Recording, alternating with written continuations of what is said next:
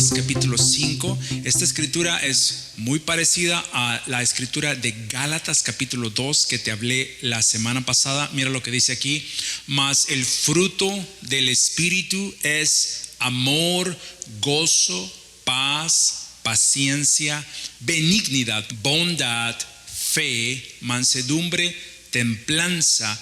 Contra tales cosas no hay ley.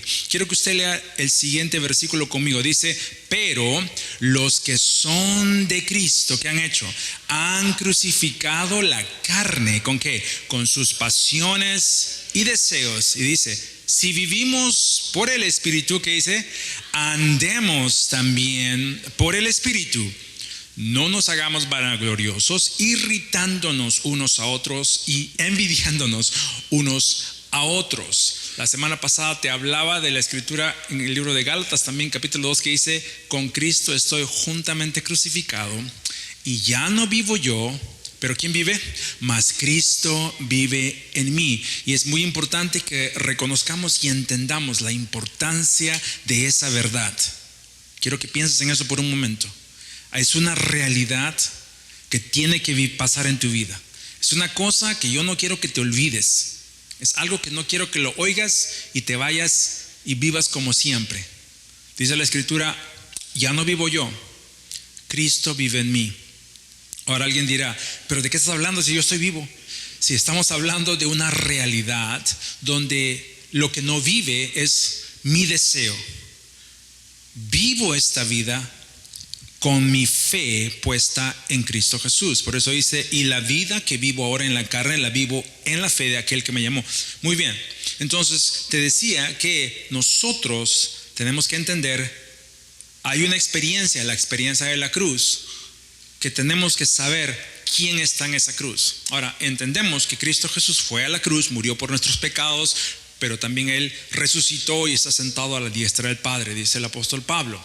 Muy bien, pero también nos hace saber que hay una experiencia donde nosotros tenemos que participar en la cruz. Entonces yo te decía, ¿quién está en la cruz?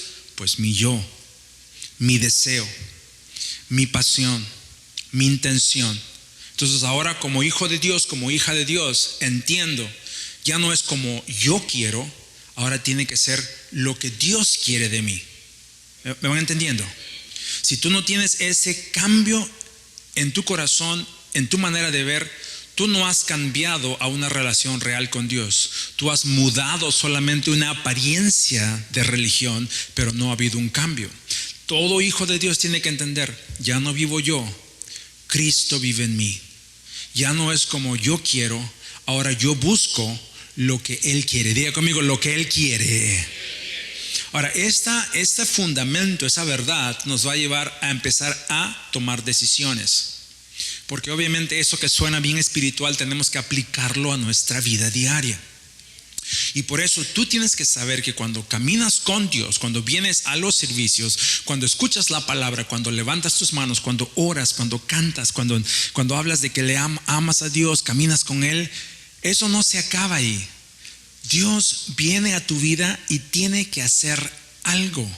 Y eso algo que tiene que hacer es la obra de su Espíritu en ti. Y esa obra de su Espíritu en ti va a empezar a cambiar cómo tú piensas, cómo tú sientes, cómo tú caminas, cómo tú te mueves. En el baile, pastor, no, cómo te mueves en esta vida, cómo haces para avanzar, qué pasos das, cómo decides, cómo te anticipas al futuro, cómo enfrentas las diferentes cosas en la vida. ¿Me van a entender? ¿Cuándo me están entendiendo en esa noche? Entonces, no se trata solamente de decir, ok, ya no, ahora tengo que empezar a ver dónde lo voy a empezar a mostrar. Y si la palabra del Señor no está produciendo cambio, cada uno tiene que ser honesto, y te doy permiso para que seas honesto contigo mismo. Si no hay cambio en tu vida, algo no está bien. Y no es que la palabra no tiene poder, es que uno no se ha abierto a la posibilidad que Dios nos cambie, ¿verdad que sí? Entonces, si yo estoy muerto y Cristo está vivo en mí, ¿verdad que se tiene que notar? No siempre es como yo quiero, ¿verdad? Mucha gente piensa que el pastor está en la posición de pastor porque hace lo que le da la gana. Y eso no es cierto. Uno no hace lo que le da la gana. Hay mucha gente que quiere, ¿cómo quisiera estar en esa posición? Porque Él manda a todos. No, yo no mando a nadie. Cada persona que está sirviendo al Señor, digamos, hablando de este rol, está bajo sometimiento a alguien más. Y estamos sometidos al Espíritu de Dios. Entonces, aunque a veces queremos pensar, ¿cuál es ese lugar en la vida donde yo tengo ahora el control? Tenemos que darnos cuenta, no, cada uno de nosotros va a empezar a vivir de una manera donde se va a notar que caminamos con Dios. Y ese es el primer punto que quiero que entiendas y que te quede clavado en esta noche.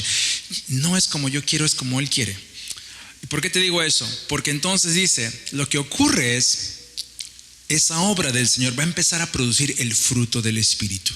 Y el fruto del Espíritu, como mucha gente dice, los frutos no son los frutos del Espíritu, es el fruto del Espíritu. Tiene diferentes formas. Y ahí dice, no es el fruto del Espíritu, la obra, el resultado en la vida de uno de caminar de esta manera es amor. Digan conmigo, amor. Entonces, si tú no tienes amor, no para estar de enamoradizo, ¿no? Sino amor de Dios. ¿Ok? Así que si eres picaflor, don Juan, chavetero, no estoy hablando de eso. Estoy hablando de los hijos y las hijas de Dios que caminan en el amor. ¿Cuántos me están entendiendo en esta noche? Órale, sí, apláudele al Señor si tú estás de ahí empezando a comprender. Ok. El soltero no se emocione. Dice entonces, el fruto del Espíritu es amor, dice es gozo. Diga conmigo, gozo. Así que si no andas con gozo, si no tienes gozo, algo no está bien. Eso del gozo no es emocional, es el fruto del Espíritu de nosotros, es un aspecto. Dice paz, si no andas con paz, algo no está bien. Ahora, ¿quiere decir que no hay problemas? No, pero hay algo que Dios empieza a formar en nosotros. No, aquí sí me dan a mí, porque yo no soy paciente.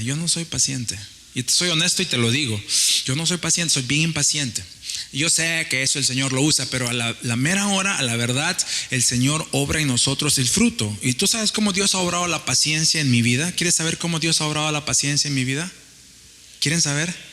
¿Quieren saber cómo el Señor me ha dado paciencia? Con ustedes, hermanos. ¿Qué creen que ustedes son? No, mentira.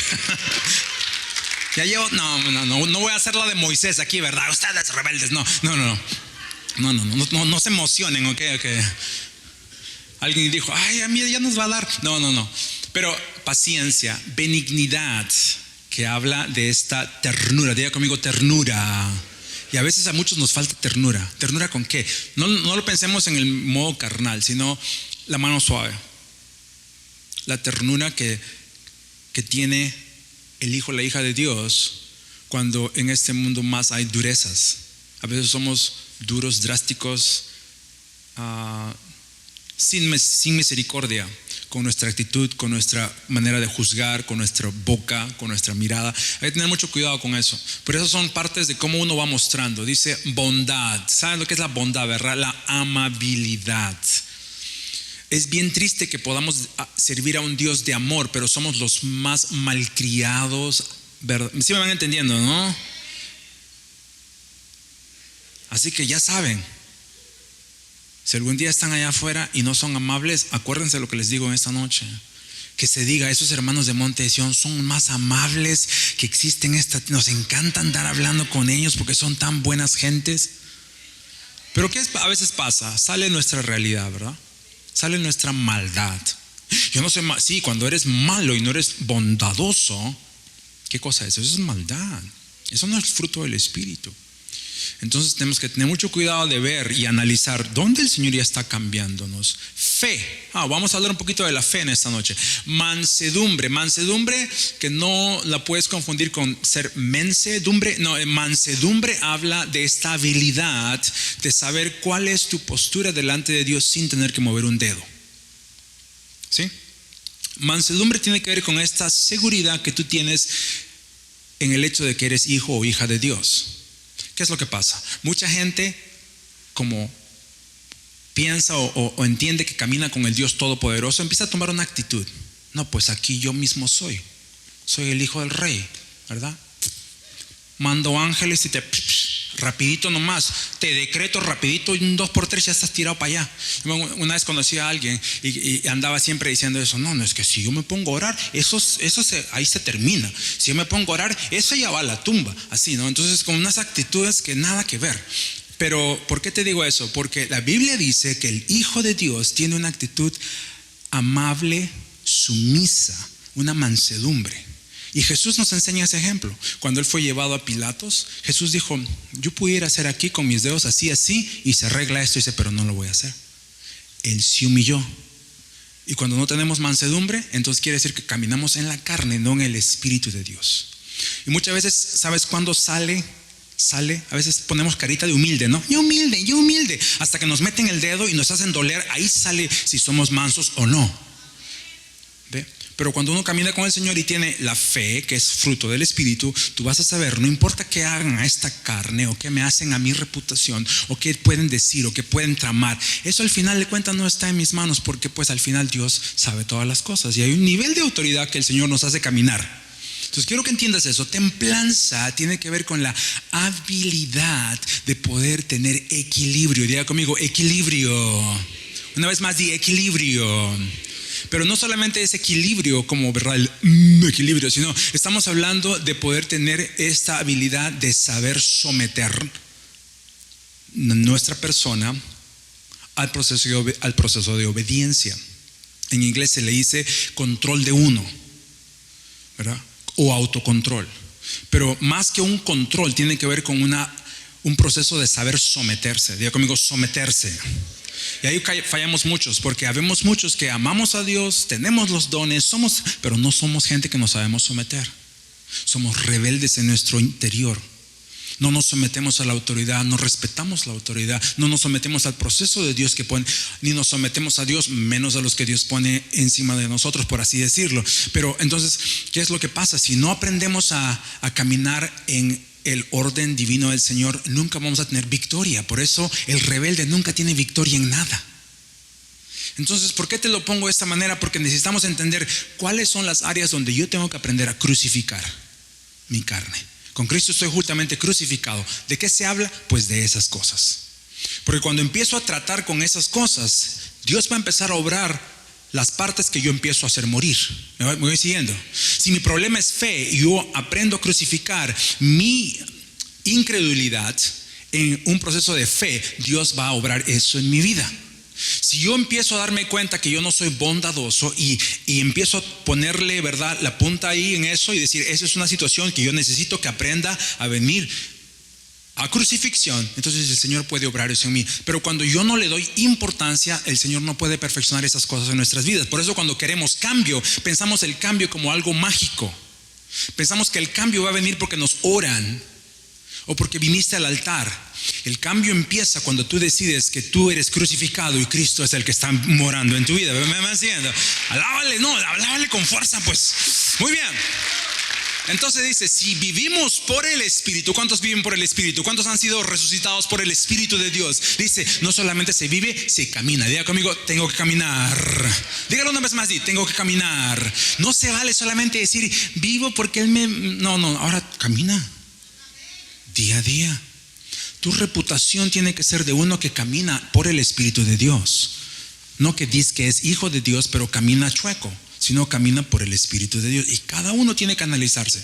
Y no se vale andar apuntando el dedo a alguien más. ¿Ok? ¿Me van siguiendo? Tú diga: yo lo recibo. No andes diciendo a otro: oh, recibe esto. No, tú recibe. Diga conmigo: yo recibo. Hay mucha gente que cree que tiene autoridad para andar diciendo a otra gente: tú recibe. No, usted aplícalo a su vida. Diga: Señor, a mí me estás hablando. ¿Qué quieres que yo crucifique? ¿Dónde quieres que yo ponga mi ser? Ahí en la cruz del Calvario, para que tú vivas en mí. ¿Me van siguiendo? Órale, alábale. Muy bien. Mira, para poder hacer eso, algo más tiene que motivarte.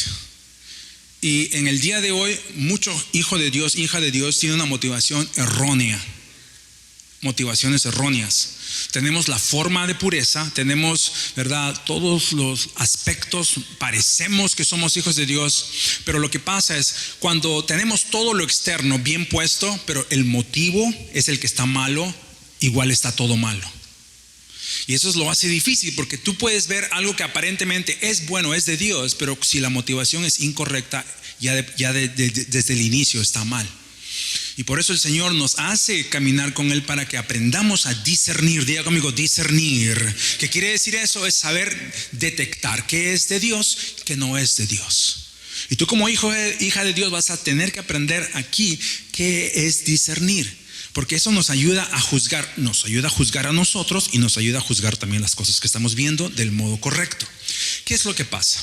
Hay dos motivaciones. Hay la motivación que está en mí, para mí, por mi conveniencia, para mi interés, y está la motivación, de nuevo, de todo lo que estoy hablando es básicamente lo mismo, donde ahora lo que me importa no es lo que yo quiero, sino es lo que Él quiere. Y ese proceso no es algo tampoco automático. Una persona que dice, a mí lo que me interesa es lo que Dios dice, es bien diferente a alguien que dice, yo quiero esto, Señor, hazlo para mí. Bien diferente. La persona que dice, Señor, yo someto mi voluntad a tu voluntad va a prevalecer aquí. Es bien diferente a alguien que dice, Señor, este es mi petición, hazlo para mí. Y por eso hay una gran diferencia entre las oraciones de fe que mucha gente hace. Porque hay gente que ve la fe como algo que va a usar para torcer la mano de Dios para algo que quiere. Y el que tiene la motivación conforme al corazón de Dios va a decir, Señor, esto es lo que yo quiero, pero no se haga lo que yo quiero, hágase tu voluntad. Y si en tu voluntad gano, pues gloria a Dios. Y si en tu voluntad pierdo, pues gloria a Dios, porque al final eso es lo que a mí me importa, ¿verdad? Bien diferente, dos cosas bien diferentes. Muy bien. Por eso mira lo que dice en el libro de Romanos. Romanos capítulo 5 dice, porque dice, los que son de la carne, esos piensan ¿en qué? En las cosas de la carne. Pero los que son del Espíritu, ¿en qué piensan? En las cosas del Espíritu. ¿Hay alguien que le encanta la carnita? Ay, ya no puedo pensar en los tacos de carnita, pastor.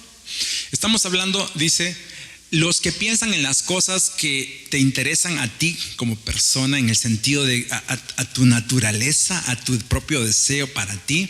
Dice, en eso van a vivir, de ahí no pasan.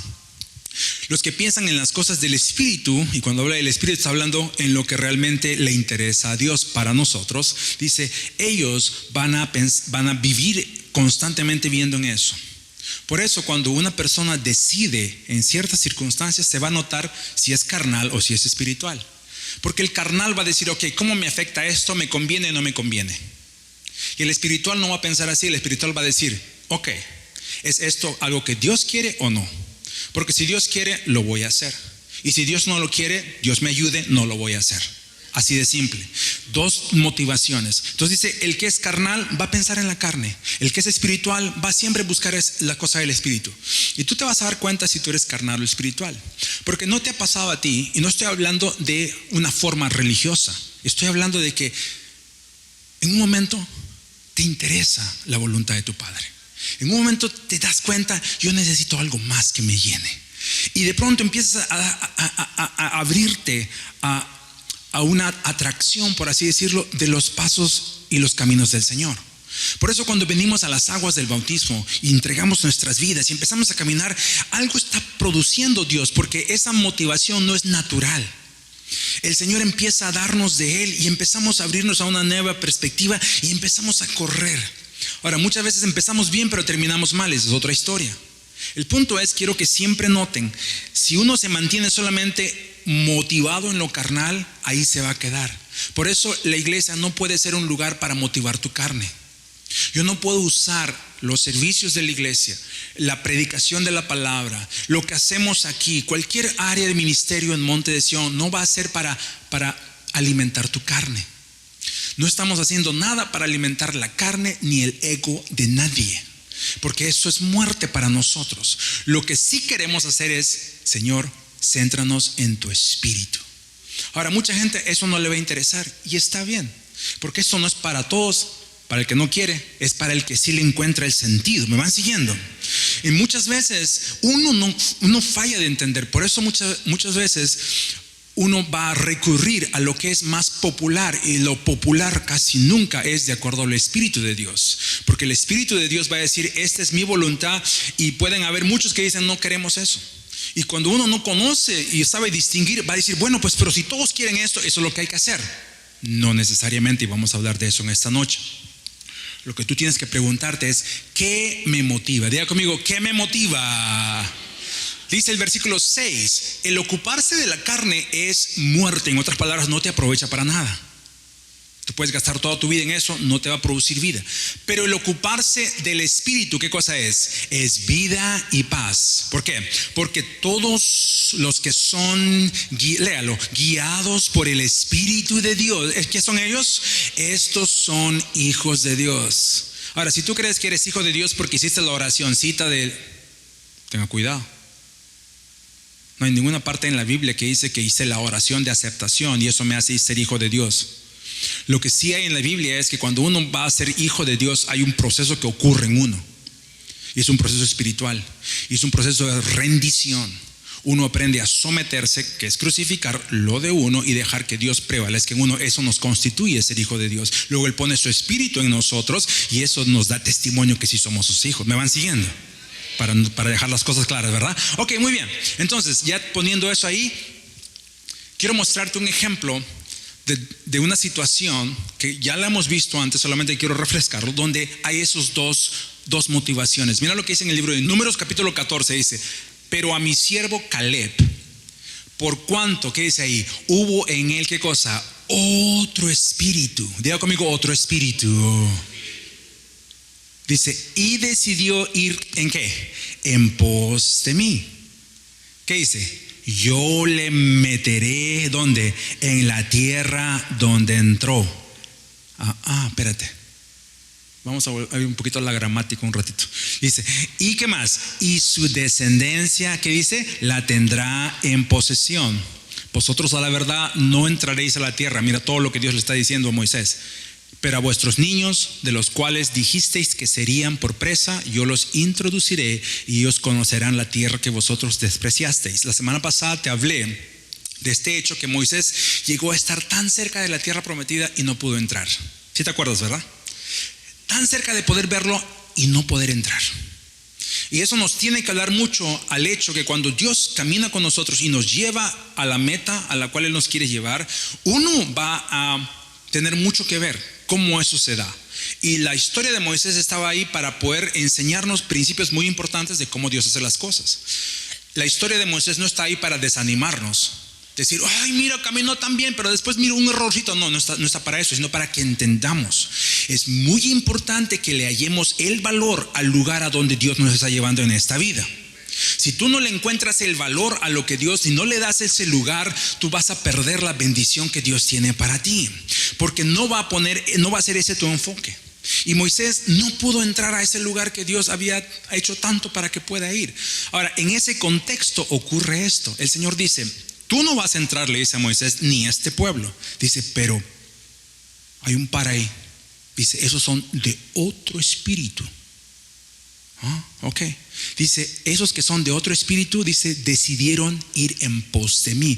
En otras palabras, está traducido como decir, ellos lo único que les importaba es seguirme a mí.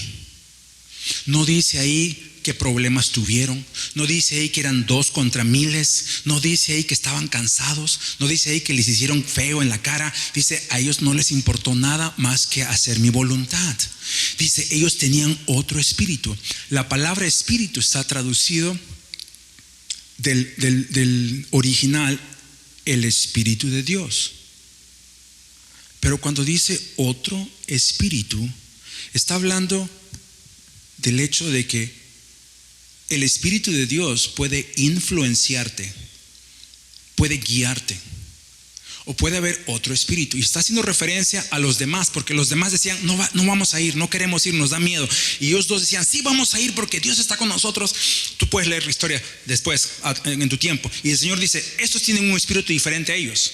Y cuando tú analizas te das cuenta, esos dos estaban siendo influenciados por el Espíritu de Dios, y por eso ellos podían ver la meta de Dios, decir, no, eso es lo que queremos, eso es lo que queremos. El resto, sí, aplaude, el resto estaban influenciados por otro espíritu, por un espíritu de miedo, por un espíritu que lo único que les hacía a ellos notar era su condición. Préstame atención. Lo único que ese espíritu, por así decirlo, y no quiero que te confundas porque no estoy hablando de un demonio, pero estoy hablando de esta mentalidad que no es la de Dios, que le hacía a ellos verse como los esclavos que estaban en Egipto. Y el Señor les quiere dar la promesa, pero ellos no pueden salirse de esta influencia, de esta presión. Pero estos dos sí, porque ellos estaban habían permitido que el Señor obrara en ellos algo. Y eso es importante, iglesia, porque cuando hablamos de victoria, cuando hablamos de avanzar, cuando hablamos de ir en un nuevo camino glorioso, tú tienes que permitir que Dios obre en ti, porque esas cosas no pasan así nomás. ¿Me estás prestando atención? Tú puedes estar aquí sentado oyendo este mensaje y hay uno que sale bien lleno de fe y otro que no. ¿Por qué? Porque es dependiendo cómo uno se abra a la palabra y deje que Dios obre en la vida de cada persona. Así que aprovecha la oportunidad. Amén. Lo siguiente que quiero que notes es, mira lo que dice. El Señor dice, yo le meteré. Diga conmigo, yo le meteré. Mira lo que Dios dice. Dios dice, yo lo voy a meter. Es diferente que tú digas, yo lo quiero hacer, a que Dios dice, permiso, yo lo voy a hacer por ti. Bien diferente, bien diferente.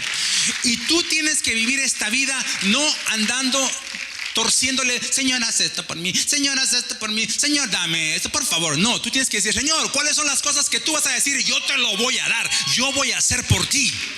Y luego empiezas a caminar, porque cuando el Señor te dice, yo voy a hacer por ti, nadie lo puede parar. No hay nada que pueda detener la obra de Dios que está para ti. Si tú estás creyendo este mensaje, apláudele al Señor y dile, gloria a Dios. Dile, Señor, tus caminos son perfectos. Dios le dice, yo le voy a meter. ¿Te das cuenta? Caleb propuso en su corazón seguir a Dios, tenía otra influencia, y Dios dice, a ese yo lo voy a meter. Y dice, yo le voy a meter donde ya entró. Yo sé que ni cuenta te diste.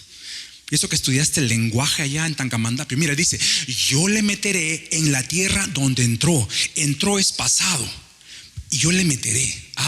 Es que ¿sabes qué?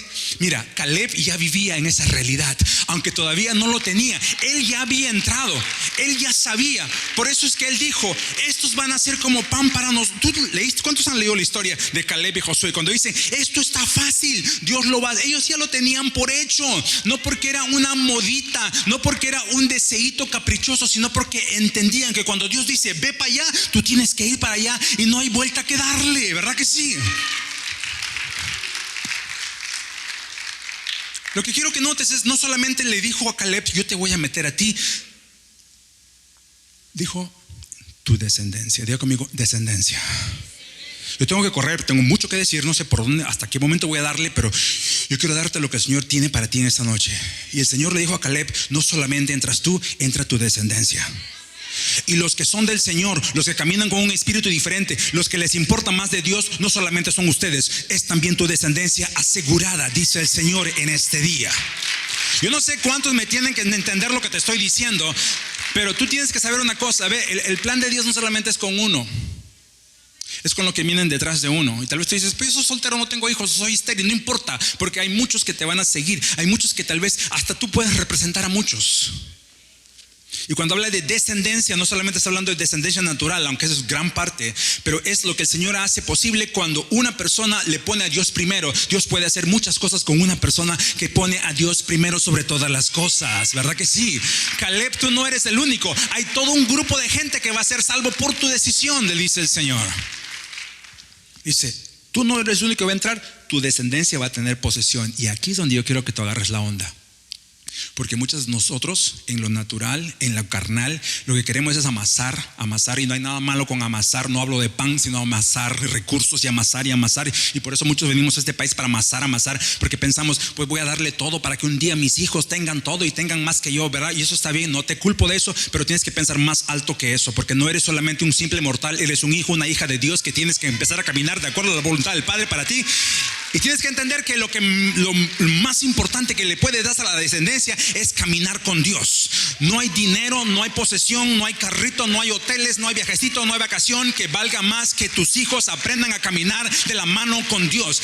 Eso es más importante, eso es más valioso, eso es mejor. Y si te mueres en el intento, pues gloria a Dios, pero le diste algo que les va a llevar por un camino que no tiene derrota.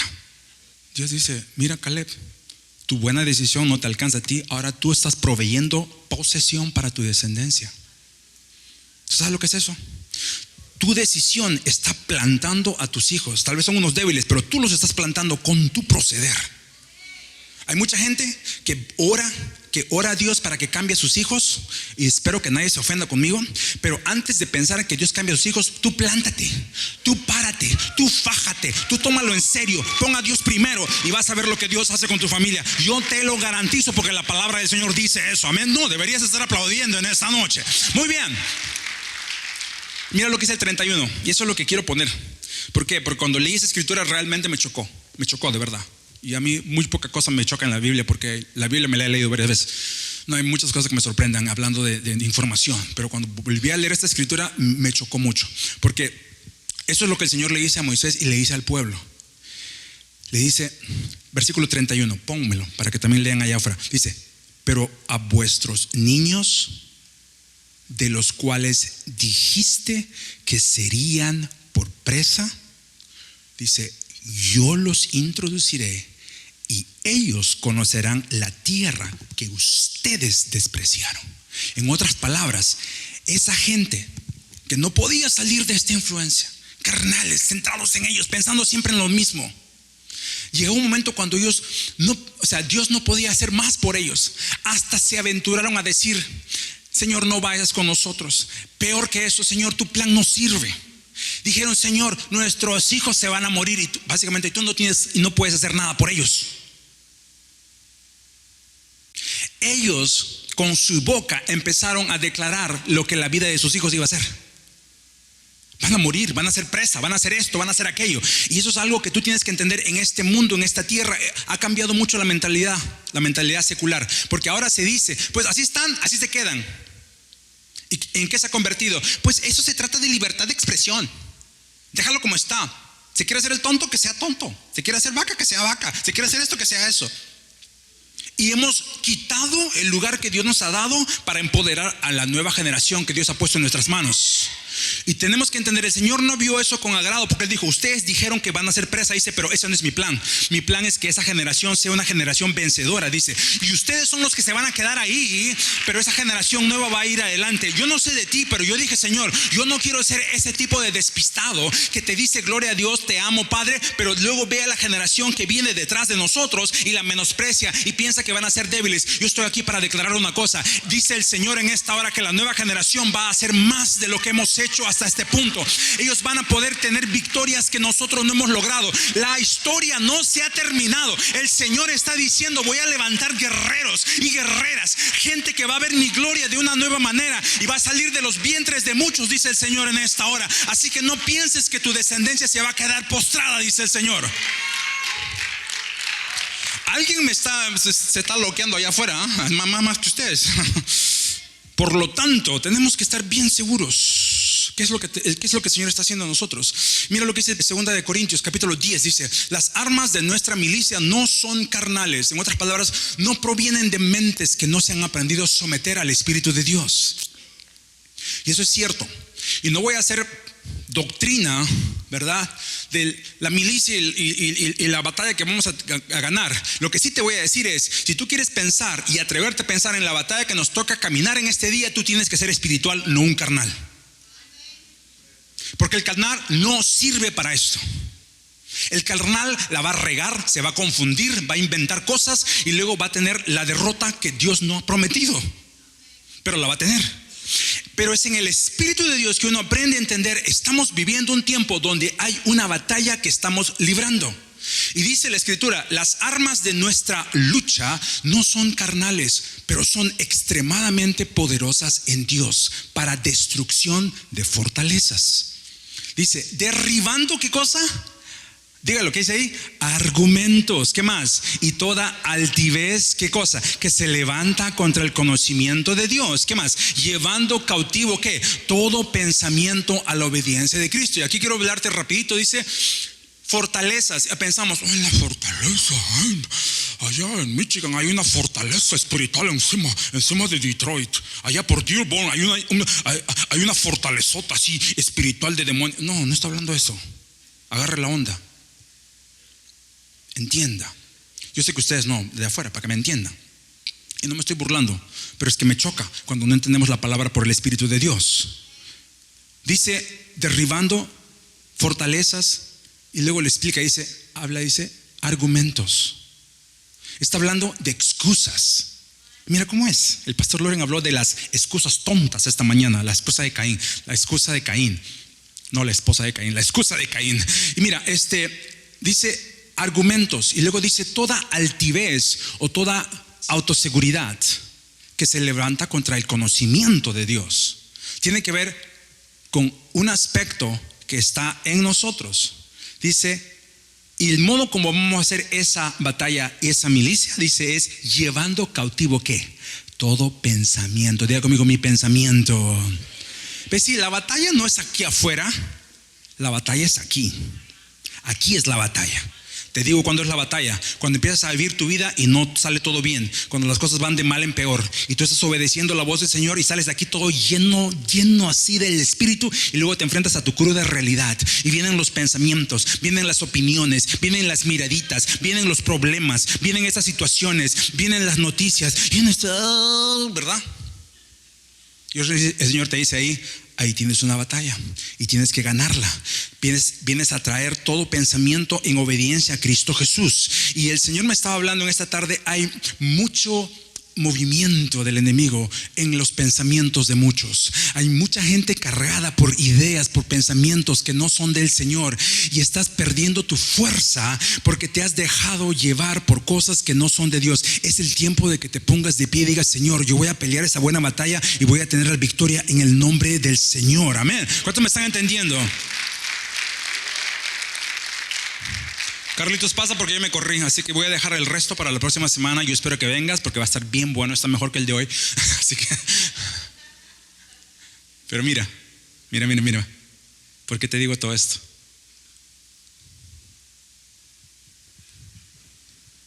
Porque estamos viviendo tiempos donde la peor batalla que el enemigo está trayendo contra nosotros es solamente que nosotros claudiquemos de nuestro deseo de caminar en los propósitos de Dios. El enemigo va a usar cualquier tipo de artimaña, cualquier tipo de mentirita, cualquier tipo de ideita, cualquier tipo de pensamiento, cualquier tipo de circunstancia para que tú digas: no se puede. Para que tú digas: yo no puedo cambiar. Para que tú digas: nunca voy a poder vencer esto. Para que tú digas: no voy a poder superar este error. Para que tú digas: nunca me van a dejar en paz. Para que tú digas: ay, Señor, ten piedad de mí. Y todas esas ideas van en contra de la realidad que ninguna mentira del diablo, del infierno puede cambiar. Y eso es que eres hijo, eres hija del Dios Altísimo, comprado con sangre, lleno del Espíritu de Dios. No hay arma forjada que pueda venir contra los hijos y las hijas de Dios. No hay complot que pueda venir contra la simiente del Señor. No hay nada que el enemigo pueda tramar. No hay problema, no hay gigante, no hay situación que nuestro Dios diga: yo tengo victoria para eso.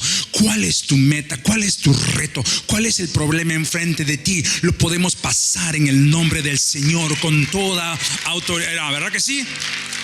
Aleluya. El libro de Romanos dice que Él no nos ha dado espíritu de cobardía, nos ha dado espíritu de adopción. ¿Qué quiere decir eso? Tal vez yo era un cobarde, pero ya no lo soy porque ahora soy de un nuevo espíritu.